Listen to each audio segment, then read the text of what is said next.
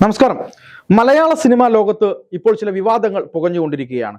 അതായത് മലയാള സിനിമയിലെ തിരക്കഥാകൃത്തായിട്ടുള്ള അഭിലാഷ് പിള്ളയ്ക്കെതിരെ, അതുപോലെ തന്നെ സുമതി വളവ് എന്ന സിനിമയുടെ സംവിധായകനായിട്ടുള്ള വിഷ്ണു ശശിശങ്കർ, ഇവർക്കൊക്കെ എതിരായിട്ട് വെള്ളം മുരളി എന്നറിയപ്പെടുന്ന മുരളി കുന്നംപുറത്ത് എന്ന് പറയുന്ന നിർമ്മാതാവ് തൻ്റെ സോഷ്യൽ മീഡിയ അക്കൗണ്ടിലൂടെ വളരെ വലിയ വിമർശനമാണ് അല്ലെങ്കിൽ ആരോപണങ്ങളാണ് അഴിച്ചുവിട്ടിരിക്കുന്നത്.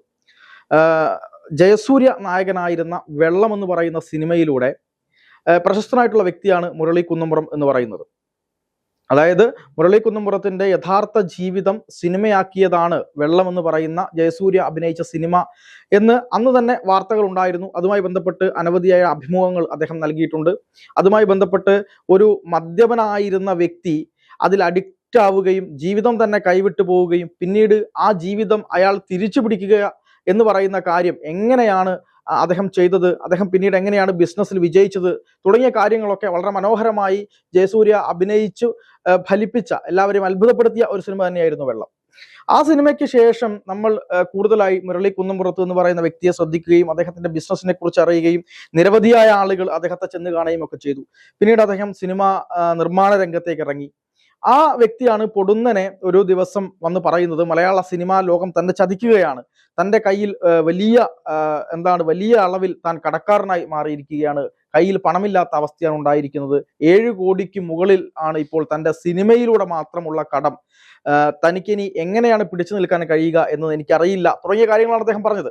അതിൽ അദ്ദേഹം പറഞ്ഞത് അഭിലാഷ് പിള്ള എന്ന് പറയുന്ന തിരക്കഥാകൃത്തിനെതിരെ അദ്ദേഹം വളരെ നിശിതമായ വിമർശനങ്ങൾ ഉന്നയിക്കുന്നുണ്ട്. ഒപ്പം വിഷ്ണു ശശിശങ്കർ എന്ന് പറയുന്ന ഈ വെള്ളം മുരളി എന്ന് പറയുന്ന മുരളി കുന്നംപുറത്ത് നിർമ്മിച്ച സുമതി വളവ് എന്ന് പറയുന്ന സിനിമയുമായി ബന്ധപ്പെട്ടാണ് അദ്ദേഹം കൂടുതൽ വിമർശനങ്ങൾ ഉന്നയിച്ചത്. എന്നാൽ ഇതിൽ എന്താണ് യഥാർത്ഥത്തിൽ സത്യം എന്നുള്ളത് കൂടി നമ്മൾ ഒന്ന് മനസ്സിലാക്കേണ്ടതുണ്ട്. കാരണം അതായത് മുരളി കുന്നംപുറം എന്ന് പറയുന്ന വ്യക്തി പറഞ്ഞ കാര്യങ്ങളോട് നമുക്ക് യോജിക്കാം. അദ്ദേഹത്തിന് ഉണ്ടായ ബുദ്ധിമുട്ടുകളെ നമുക്ക് അങ്ങനെ തന്നെ കാണാം. അദ്ദേഹത്തിന്റെ പ്രശ്നങ്ങൾ പരിഹരിക്കപ്പെടട്ടെ, അദ്ദേഹത്തെ സഹായിക്കാൻ മുന്നോട്ട് വരുന്ന ആളുകൾ മുന്നോട്ട് വരട്ടെ.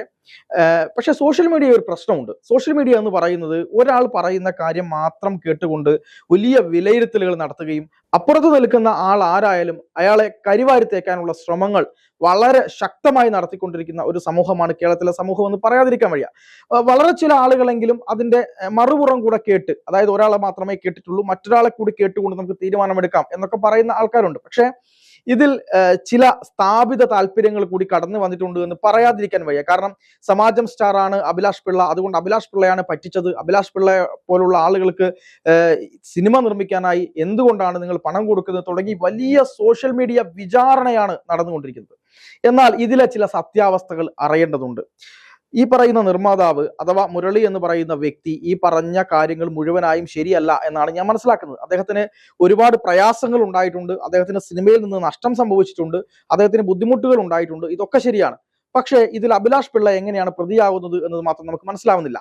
അതായത് ഒരു തിരക്കഥാകൃത്തും സംവിധായകനും കൂടെ ഒരു കഥയുമായി ഒരു നിർമ്മാതാവിന്റെ അടുത്തേക്ക് ചെല്ലുന്നു. ആ നിർമ്മാതാവ് ആ സിനിമയുടെ കഥ വായിച്ചു നോക്കിയ ശേഷം താൻ അതിൽ സംതൃപ്തനാണ്, അല്ലെങ്കിൽ തനിക്കത് കൃത്യമായി കൺവിൻസ് ചെയ്തു എന്ന് മനസ്സിലായതിനു ശേഷമാണ് ആ സിനിമ എടുക്കുന്നത്. മാത്രവുമല്ല, ആ സിനിമ പുറത്തിറങ്ങി കഴിഞ്ഞാൽ അത് വിജയിക്കുമോ, അതിന്റെ ബിസിനസ് എങ്ങനെയാണ്, അതിൽ അഭിനയിക്കുന്ന ആളുകൾ എങ്ങനെയാണ്, അതിന്റെ സാറ്റലൈറ്റ് റൈറ്റ് എങ്ങനെയാണ് തുടങ്ങിയ കാര്യങ്ങളൊക്കെ തന്നെ ഒരു നിർമ്മാതാവ് കൃത്യമായി അവലോകനം ചെയ്യും. അതിനുശേഷമാണ് ആ സിനിമ അവർ നിർമ്മിക്കുന്നത്. പക്ഷേ ഇവിടെ നമ്മൾ മനസ്സിലാക്കേണ്ടത്, ഒരു തിരക്കഥാകൃത്തിനെ സംബന്ധിച്ചിടത്തോളം അല്ലെങ്കിൽ ഒരു സംവിധായകനെ സംബന്ധിച്ചിടത്തോളം അവരുടെ സിനിമ തിയേറ്ററുകളിലേക്ക് എത്തുക എന്നുള്ളതാണ് അവരെ സംബന്ധിച്ച് ഏറ്റവും പ്രധാനം എന്ന് പറയുന്നത്. അതിന് അവർ ഒരു കഥയുമായി ഒരു നിർമ്മാതാവിനെ പോയി കാണുന്നു, അയാളെ കൺവിൻസ് ചെയ്യുന്നു എന്നുള്ളതാണ് അവരുടെ ഉത്തരവാദിത്വം. അതിനെ കൃത്യമായ രീതിയിൽ കൺവിൻസ് ചെയ്യുകയും അതിലെ സംശയങ്ങൾ തീർക്കുകയും ചെയ്യേണ്ടത് ആരുടെ ഉത്തരവാദിത്തമാണ്? നിർമ്മാതാവിന്റെ ഉത്തരവാദിത്തമാണ്. മലയാള സിനിമയിലെ മഹാനടന്മാരായിട്ടുള്ള മോഹൻലാലിന്റെയും മമ്മൂട്ടിയുടെയും ഒക്കെ എത്രയോ സിനിമകളാണ് പരാജയപ്പെട്ടു പോയിട്ടുള്ളത്. എത്രയോ അധികം നിർമ്മാതാക്കൾക്കാണ് പണം നഷ്ടപ്പെട്ട് വേണ്ടി വന്നിട്ടുള്ളത്. ഇതിന്റെയൊക്കെ ഉത്തരവാദികൾ എന്ന് പറയുന്നത് അതിന്റെ സംവിധായകനോ അല്ലെങ്കിൽ അതിന്റെ തിരക്കഥാകൃത്തോ അല്ല. ആ സിനിമയെ അവരെങ്ങനെ കൈകാര്യം ചെയ്തു, അതിന്റെ ഡിസ്ട്രിബ്യൂഷൻ, അതിന്റെ മറ്റു കാര്യങ്ങൾ, ഇതിലെ സാറ്റലൈറ്റ് റൈറ്റ്, അതിന്റെ എത്രമാത്രം പ്രാധാന്യമുള്ള ആളുകളാണ് ആ സിനിമയിൽ അഭിനയിക്കുന്നത് തുടങ്ങിയ കാര്യങ്ങളൊക്കെ ഒരു നിർമ്മാതാവ് കൃത്യമായി വിലയിരുത്തിയ ശേഷമാണ് അവർ ആ സിനിമ ചെയ്യുകയുള്ളൂ.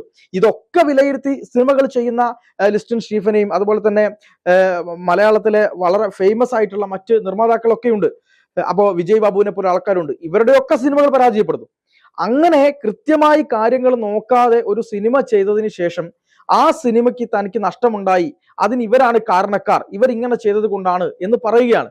ഇനി രണ്ടാമതൊരു കാര്യം നമുക്ക് പരിശോധിക്കാം. അതായത് ഈ സിനിമയ്ക്കകത്ത് എങ്ങനെയാണ് ഈ സിനിമയ്ക്കകത്ത് ബഡ്ജറ്റ് കൂടിയത് എന്നുള്ളതും കൂടി നമ്മൾ നോക്കേണ്ടതുണ്ട്. ഏകദേശം 27ഓളം സ്ഥലത്താണ് ഈ സിനിമ ഷൂട്ട് ചെയ്തിട്ടുള്ളത്. അവസാനം സിനിമ ഷൂട്ട് ചെയ്തു എന്ന് മാത്രമല്ല, ആ സിനിമയിലെ പല ആളുകൾക്കും, പല ടെക്നീഷ്യന്മാർക്ക്, അതിന്റെ അണിയറ പ്രവർത്തകർക്ക് പൂർണ്ണമായി പ്രതിഫലം ഇപ്പോഴും കൊടുത്തിട്ടില്ല. അതിന്റെ കാരണം എന്ന് പറയുന്നത് അത് നിർമ്മാതാവിന്റെ വീഴ്ചയാണ്.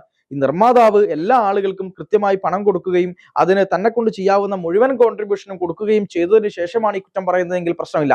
അവസാനം ഈ സിനിമ ഇറങ്ങുന്നതിന് തൊട്ടു മുൻപ് വലിയ പ്രശ്നങ്ങളിൽ പെടുകയും ഈ സിനിമ പുറത്തിറങ്ങില്ല എന്ന രീതിയിലേക്ക് കാര്യങ്ങൾ എത്തുകയും ചെയ്തപ്പോൾ അഭിലാഷ് പിള്ള എന്ന് പറയുന്ന തിരക്കഥാകൃത്ത് എത്രമാത്രം പ്രയാസപ്പെട്ടിട്ടാണ് ആ സിനിമയെ തിയേറ്ററുകളിലേക്ക് എത്തിച്ചത് എന്നുള്ളത് കൂടി നമ്മൾ മനസ്സിലാക്കേണ്ടതുണ്ട്.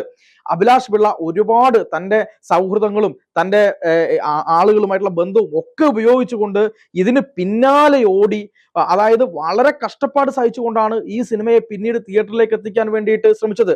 അതിന്റെ ഏറ്റവും വലിയ പങ്ക് അഭിലാഷ് പിള്ള എന്ന് പറയുന്ന തിരക്കഥാകൃത്തിനാണുള്ളത്. ആ തിരക്കഥാകൃത്ത് വളരെ പ്രയാസങ്ങൾ സഹിച്ചുകൊണ്ട് ആ സിനിമയെ തിയേറ്ററിലേക്ക് എത്തുകയും ഗോകുലം ഗോപാലൻ എന്ന് പറയുന്ന മലയാള സിനിമാ രംഗത്തെ ഏറ്റവും വലിയ നിർമ്മാതാവിന്റെ അടുത്തേക്ക് കാര്യങ്ങൾ എത്തിക്കുകയും അതിൽ പല പ്രയാസങ്ങളുണ്ട് എന്ന് പറയുകയും ഒടുവിൽ ഗോകുലം തന്നെ അതിൽ പാർട്ണർഷിപ്പ് എടുത്തുകൊണ്ട് കൃത്യമായി അതിന്റെ വിതരണവും അതിന്റെ നിർമ്മാണവും ഉൾപ്പെടെയുള്ള കാര്യങ്ങൾ ഗോകുലം ഗോപാലൻ എന്ന് പറയുന്ന നിർമ്മാതാവ് ഏറ്റെടുക്കുകയും ചെയ്തതോടുകൂടിയാണ് ആ സിനിമയ്ക്ക്, അല്ലെങ്കിൽ ആ സിനിമ വെളിച്ചം കാണുന്നത്. അങ്ങനെ അത് ഗോകുലം ഏറ്റെടുക്കുന്നതിലേക്ക് എത്തിച്ചത് അഭിലാഷ് പിള്ള എന്ന് പറയുന്ന തിരക്കഥാകൃത്തിന്റെ ഒറ്റ ഇടപെടലാണ്. മറ്റാർക്കും അത് ചെയ്യാൻ കഴിഞ്ഞിട്ടില്ല എന്നാണ് ഞാൻ മനസ്സിലാക്കുന്നത്. പിന്നെ ഇതിന്റെ അണിയറയിൽ നടന്നിട്ടുള്ള മറ്റു പല പ്രശ്നങ്ങളുണ്ട്. ഇപ്പം ഹോട്ടലിലെടുത്ത് താമസിച്ചതും ഹയാത്തിൽ റൂം എടുത്ത് താമസിച്ചതുമായി ബന്ധപ്പെട്ട ചില വിഷയങ്ങൾ വരുന്നുണ്ട്. ആ സമയത്ത് ഉണ്ടായ ബില്ലുകൾ മുഴുവൻ നിർമ്മാതാവ് ഉൾപ്പെടെയുള്ള ആളുകൾ ഈ സിനിമയുടെ ബഡ്ജറ്റിലേക്ക് ചേർത്തു എന്ന് പറയുന്നുണ്ട്. ഒരു സിനിമ ഒരു 11 കോടി ബഡ്ജറ്റ് ഇടുകയാണെങ്കിൽ, അല്ലെങ്കിൽ 7 കോടി ബഡ്ജറ്റ് ഇടുകയാണെങ്കിൽ ആ ബഡ്ജറ്റിൽ തന്നെ നിൽക്കുക എന്ന് പറയുന്നത് അപൂർവം സമയങ്ങളിൽ മാത്രമാണ് നിൽക്കുക. ആ സിനിമ തുടങ്ങി കാലങ്ങൾ മുന്നോട്ട് പോകുന്ന സമയത്ത് പല പല പ്രശ്നങ്ങൾ വരാം. ഷൂട്ടുകൾ മുടങ്ങാം. നിർമ്മാതാക്കൾക്ക് മാത്രമല്ല, ഈ പറയുന്ന താരങ്ങളുടെ ഡേറ്റ്, ഇതൊക്കെ വലിയ പ്രശ്നങ്ങളാണ്. അവർക്ക് ലീവ് വരുമ്പോൾ ഒരു ദിവസത്തെ എക്സ്പെൻസ് മൊത്തം പോവുകയാണ്. ഇങ്ങനെ ഒരുപാട് കാര്യങ്ങളുണ്ട്. പിന്നീട് ഇദ്ദേഹം പറയുന്നത് വിഷ്ണു ശശിശങ്കർ എന്ന് പറയുന്ന സംവിധായകൻ, ആ സംവിധായകന് സിനിമ സംവിധാനം ചെയ്യാൻ പോലും അറിയില്ല എന്ന് പറഞ്ഞിട്ടുണ്ട്. അങ്ങനെ ഒരാൾ ആക്ഷേപിക്കുന്നതിനോട് നമുക്ക് ഒരിക്കലും യോജിക്കാൻ കഴിയില്ല. കാരണം മാളികപ്പുറവും ഈ പറയുന്ന ഈ സുമതി വളവും ഒക്കെ സംവിധാനം ചെയ്തതിലൂടെ അദ്ദേഹത്തിന് സംവിധാനം അറിയില്ല എന്നൊക്കെ പറഞ്ഞ് പരിഹസിക്കൊണ്ടൊന്നും നമുക്ക് യോജിക്കാൻ കഴിയില്ല. കാരണം ഒരു മനുഷ്യനോട് എന്തെങ്കിലും കൃത്യമായ പ്രശ്നങ്ങൾ ഉണ്ടെങ്കിൽ അത് ആ രീതിയിൽ പറയുക എന്നുള്ളതല്ലാതെ അയാളെ താറടിച്ച് കാണിക്കുക, പൊതുമധ്യത്തിന് മുമ്പിൽ വന്ന് അയാളെ കുറ്റപ്പെടുത്തുക തുടങ്ങിയ കാര്യങ്ങളോട് എത്രമാത്രമാണ് ആളുകൾ യോജിക്കുക എന്നുള്ളത് എനിക്കറിയില്ല. പക്ഷെ അത് തീർച്ചയായും തെറ്റാണ് എന്നാണ് ഞാൻ മനസ്സിലാക്കുന്നത്. നിർമ്മാതാവിന് ഇതിൽ ഏതെങ്കിലും തരത്തിൽ ബുദ്ധിമുട്ടുകൾ ഉണ്ടായിട്ടുണ്ടെങ്കിൽ അത് നിർമ്മാതാവിന്റെ കൂടെ പ്രശ്നമാണ്. പക്ഷേ അദ്ദേഹത്തിന്റെ ബുദ്ധിമുട്ടുകളെ നമുക്ക് മനസ്സിലാക്കാം, അദ്ദേഹത്തെ ചേർത്ത് പിടിക്കാം, അദ്ദേഹത്തിന്റെ പ്രയാസങ്ങളെ മനസ്സിലാക്കി അദ്ദേഹത്തെ ഒരുപാട് ആളുകൾ സഹായിക്കാൻ വേണ്ടി മുന്നോട്ട് വരട്ടെ. അദ്ദേഹം ഒരുപാട് വലിയ വലിയ പ്രശ്നങ്ങളിൽ നിന്ന് ജീവിതത്തെ തിരികെ പിടിച്ച് ഈ പറയുന്ന സമൂഹത്തിന് മാതൃകയായി വന്ന ഒരു മനുഷ്യനാണ്.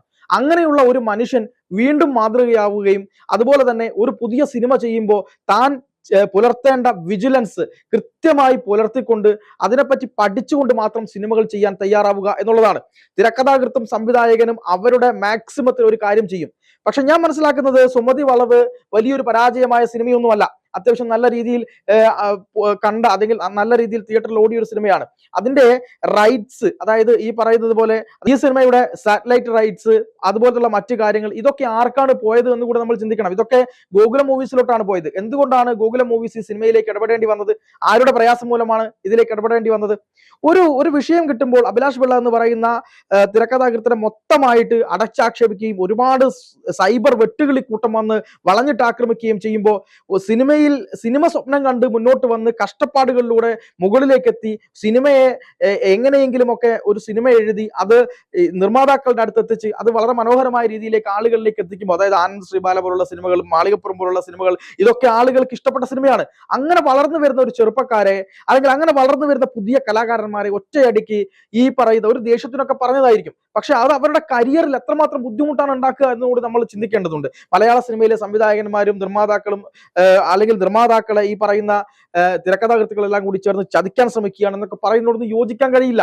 അതായത് സ്വയം വിജിലന്റ് ആവുക, ഈ സിനിമ എത്രത്തോളം മുന്നോട്ട് പോകും. ഇതിൽ വേണു കുന്നപ്പള്ളി എന്ന് പറയുന്ന നിർമ്മാതാവ് ഒരു കാര്യം പറഞ്ഞിട്ടുണ്ട്. അതായത് വേണു കുന്നപ്പള്ളി എന്ന് പറയുന്ന നിർമ്മാതാവ് വളരെ പ്രഗത്ഭനായ നിർമ്മാതാവാണ്. അദ്ദേഹം പറഞ്ഞിട്ടുണ്ട്, ഈ മുരളി എന്ന് പറയുന്ന നിർമ്മാതാവിനെ, മുരളി കുന്നംപുറത്തിനെ ഗൾഫിൽ വെച്ച് കണ്ടപ്പോൾ ഈ ഒരു സിനിമയിൽ ചെന്ന് നിങ്ങൾ തല വെക്കേണ്ടതില്ല എന്ന് ഞാൻ പറഞ്ഞു എന്നാണ് പറയുന്നത്. എന്നിട്ട് പോലും ആ സിനിമ പോയി ചെയ്യാൻ അദ്ദേഹം തയ്യാറായിട്ടുണ്ടെങ്കിൽ, ആ സിനിമ മോശമാണെന്ന് എനിക്ക് അഭിപ്രായമില്ല, പക്ഷെ ആ സിനിമ തയ്യാറായിട്ടുണ്ടെങ്കിൽ അത് അദ്ദേഹത്തിന് കൺവിൻസ് ആയതുകൊണ്ട് തന്നെയാണ്. എന്നിട്ട് അതിൽ തിരക്കഥാകൃത്തിനെയും അതുപോലെ തന്നെ സംവിധായകനെയും ഒക്കെ അടച്ചാക്ഷേപിച്ച് അവരെ സമൂഹത്തിന് മുന്നിൽ കള്ളന്മാരാക്കുന്ന രീതിയോട് യോജിക്കാൻ കഴിയില്ല. മറുപുറത്ത് അദ്ദേഹത്തിനുണ്ടായ പ്രശ്നങ്ങൾ, അദ്ദേഹത്തിനുണ്ടായ പ്രയാസങ്ങൾ അതെല്ലാം മാറി നല്ല രീതിയിലേക്ക് വരാൻ മലയാള സിനിമയിലെ സൗഹൃദ കൂട്ടായ്മകൾ അല്ലെങ്കിൽ മലയാള സിനിമയിലെ മറ്റുള്ള ആളുകളൊക്കെ ഇടപെട്ടിട്ട് അദ്ദേഹത്തെ ചേർത്ത് പിടിക്കട്ടെ, ആരും പ്രശ്നങ്ങളില്ലാതെ പോകട്ടെ എന്ന് മാത്രമാണ്. ഇത് ഒരു ഭാഗം മാത്രം പറയുന്നത് കൊണ്ട് ഈ ഭാഗം കൂടി പറയണമെന്ന് തോന്നിയത് കൊണ്ട് മാത്രമാണ് പറഞ്ഞത്, അല്ലാതെ പ്രത്യേകമായിട്ട് ആരോടും ഒരു ബന്ധവും ഉള്ളത് കൊണ്ട് പറഞ്ഞതല്ല എന്നും കൂടെ സൂചിപ്പിക്കുന്നു.